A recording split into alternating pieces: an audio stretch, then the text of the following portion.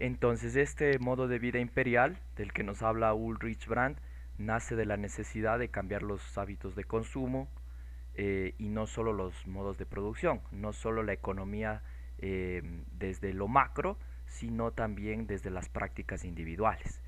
Hay un dato interesante que se planteaba en el libro y era que si todos en el mundo viviéramos como un ciudadano de los Estados Unidos, necesitaríamos 4 planetas para poder sostener ese nivel de consumo.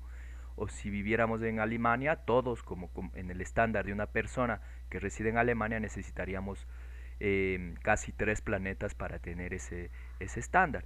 Entonces el modo de vida imperial hace alusión a prácticas y modos de vida en los que el consumismo, digamos, el consumismo, el desperdicio, el desecho y la no reutilización de esos desechos son lo primordial, ¿no? Es un modo de vida que culturalmente, como manifestaba, está deseado incluso desde los países del sur global. Entonces, el planteamiento del modo de vida imperial como concepto de libro en torno a lo que gira el post-extractivismo y el decrecimiento es importantísimo para entender por qué es insostenible el mundo con esa visión de la vida. El modo de vida imperial es un modo de vida consumista, un modo de vida eh, que no es sostenible en el tiempo, ¿verdad? Por lo que hemos dicho, por los límites ecológicos del planeta.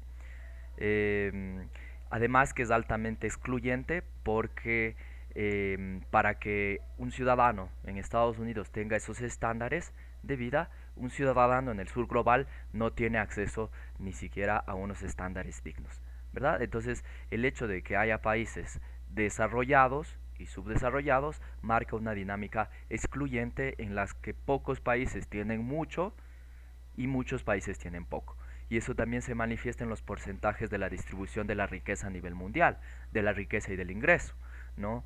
Otro dato que se planteó en el libro es que el 10% de los ciudadanos a nivel mundial tienen el 80% de las riquezas del planeta, ¿no? Entonces, a medida de que el crecimiento y la tesis principal, el axioma del capitalismo, que es el crecimiento económico indefinido, ¿no? A medida de que se plantea eso, y se crea eso, a la final estamos viendo un mundo excluyente, un mundo en el que solo pocas personas se ven beneficiadas de ese crecimiento económico, pero la gran mayoría de personas se mantienen igual, en el mejor de los casos, o en el peor, incluso sus condiciones de vida se reducen.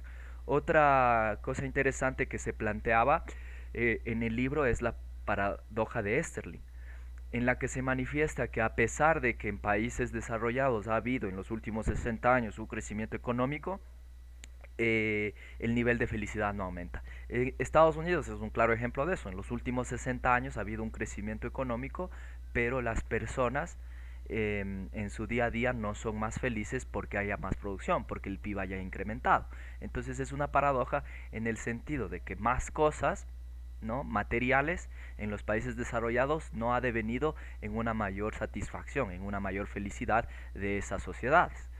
¿Sí? Entonces, bajo ese principio, digamos que si en el mundo global hubiera una mejor distribución de la riqueza, del ingreso y unas mejores oportunidades para todos, todos podríamos alcanzar un nivel de satisfacción, eh, digamos, adecuado, un nivel de satisfacción en la que todos cubramos nuestras necesidades, todos tengamos acceso a servicios públicos, a salud, educación, y pues nadie tenga que crecer pisando a otro, planteémoslo de esa manera, ¿verdad? Entonces, el decrecimiento, vamos a analizar el decrecimiento.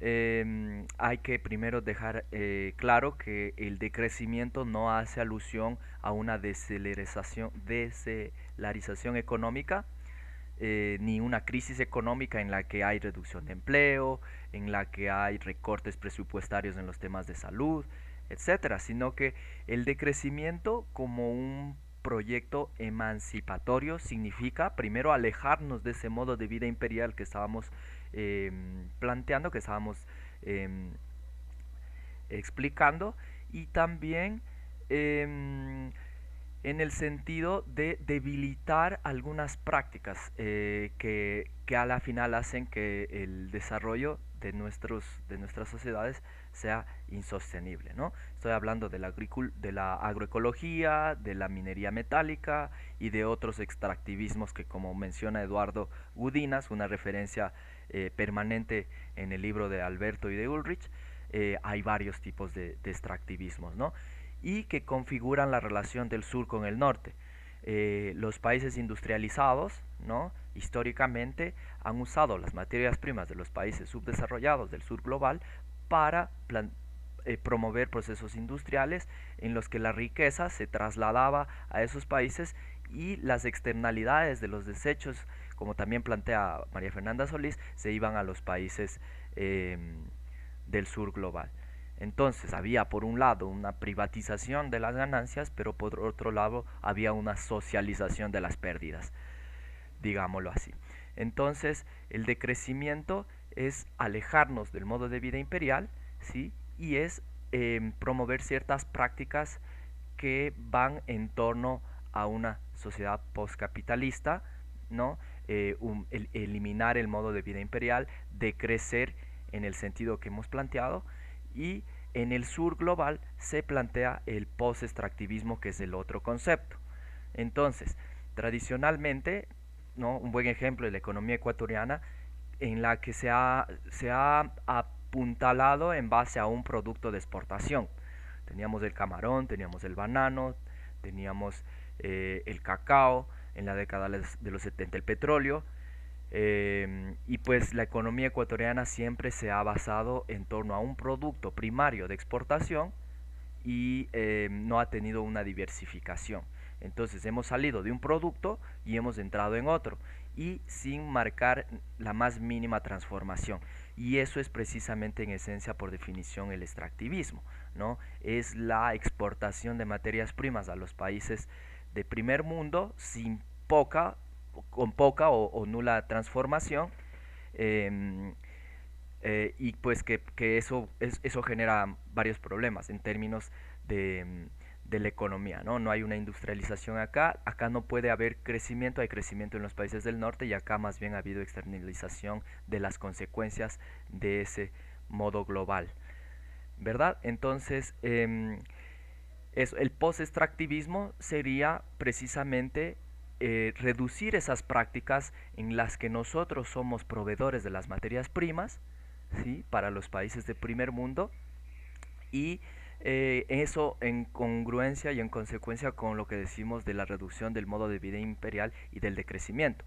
Por eso es que en dos de los capítulos del libro se plantea una aproximación compartida de los dos conceptos, porque el decrecimiento viene del norte, del pensamiento del norte global, y el post-extractivismo sería la complementación del pensamiento del decrecimiento, pero desde el sur global, ¿verdad? Entonces, vamos a continuar. Sexto, y en esto vamos a hacer una comparación y un punto de encuentro entre lo que es el decrecimiento que plantea María Fernanda Solís y el decrecimiento que plantea Alberto Acosta y Ulrich Braun, que son el mismo concepto, pero como en su libro plantean un tema central diferente, pues muestran ciertos matices al respecto.